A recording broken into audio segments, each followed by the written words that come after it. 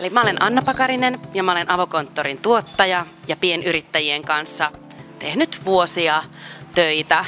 Avokonttori on läppäriystävällinen kahvila, joka tarjoaa suotuisan paikan kaikille yrittäjyydestä eri tavoin innostuneille tavata toisiaan ja inspiroitua toisistaan ja tehdä töitä.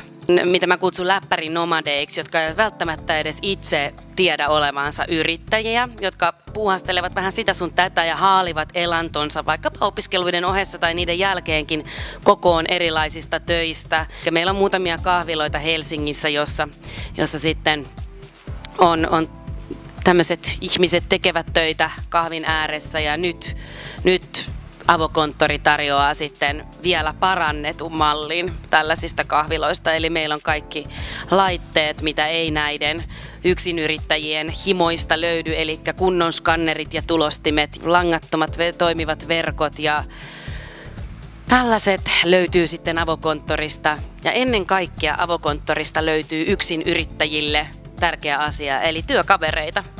Mä toivoisin, että yrittäjyys muuttuisi koko ajan enemmän siihen suuntaan, että sitä pidettäisiin mahdollisuutena, sitä pidettäisiin jopa etuoikeutena toteuttaa itseään ja valita tavallaan se elämäntarinan kulku itse ja työ sitten siihen liittyen.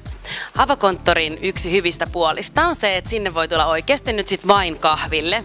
Meillä on upea kahvilayrittäjä siellä, eli siellä on tarjolla hyvää kahvia ja teetä ja hyvää pientä syötävää.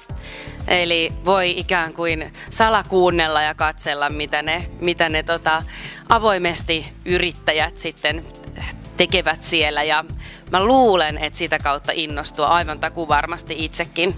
Eli kaivataan kuunteluoppilaita, kaivataan ennakkoluulottomia tekijöitä ja kaivataan myös ihmisiä, jotka tekevät itse Avokonttori-konseptista sellaista, mitä haluavat.